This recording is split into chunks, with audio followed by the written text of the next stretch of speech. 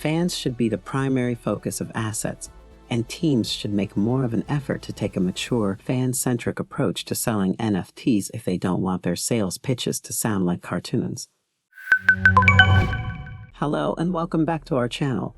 Before we start today's discussion about football NFTs, make sure that you subscribe to our channel and hit that bell icon to receive notifications whenever we post a new video.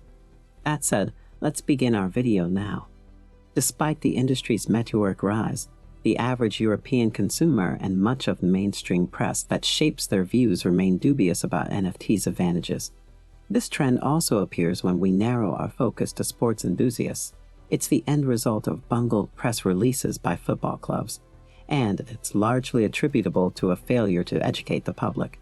The mainstream media has been rather critical of NFTs, generally calling them a scam and describing them as a useless fad. Celebrities spending millions on apes and football players being criticized for pushing unhealthy NFT tropes are just two examples of the topics covered in the media. The results of a YouGov poll from earlier this year are discouraging for teams hoping to market NFTs to their fan bases. 43% of respondents said they would have a negative impression of a corporation if it offered NFTs. NFTs need to be rebranded and repositioned to reflect what they have the potential to be. Especially in the realm of sports, there is a dire need for items that average fans can confidently invest in and use. As a result, NFTs require a name change. People generally think of NFTs as those photos of cartoon monkeys. As unique works of art, these are known as profile picture NFTs, PFP NFTs. That's cool, but we need a new moniker for useful NFTs. How about just digital assets? They're digital, and possessing one can provide you access to a plethora of additional perks.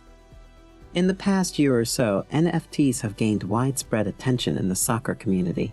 Despite initial setbacks, several of Europe's most prestigious teams have released collections of digital mementos for fans to purchase. One of the main issues we've seen with football clubs trying to market NFTs to supporters is that money is the primary motivation for most campaigns. We've heard the same thing in most boardrooms. Within this lies a central flaw in the case for NFTs in sports.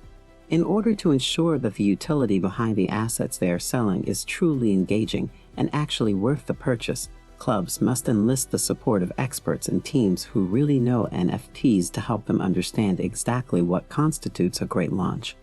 Liverpool sold about 9,700 NFTs in the 6-day auction and made approximately $1.4 million. So it seems like the release went well.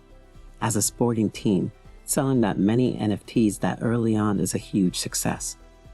However, Liverpool was given the recommendation to open up 171,000 in their budget. Inaccurate reporting of just 5% sold became a front-page scandal because of this. There could have been a different turn of events had the club been better instructed and had better prepared the amount of assets they would release. There are many other explanations for why fans are not purchasing certain releases besides an overemphasis on financial gain.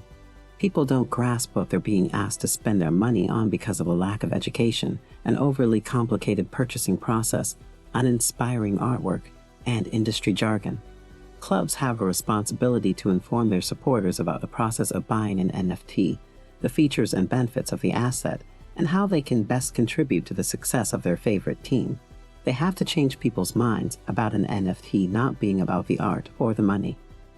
NFTs have the potential to become as ubiquitous as buying a football shirt if teams get this right and convey it well to their supporters.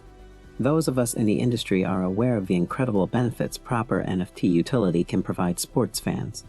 Therefore, when it comes to rebranding NFTs in the sports business, clubs ought to include those who are knowledgeable about the industry in the planning process.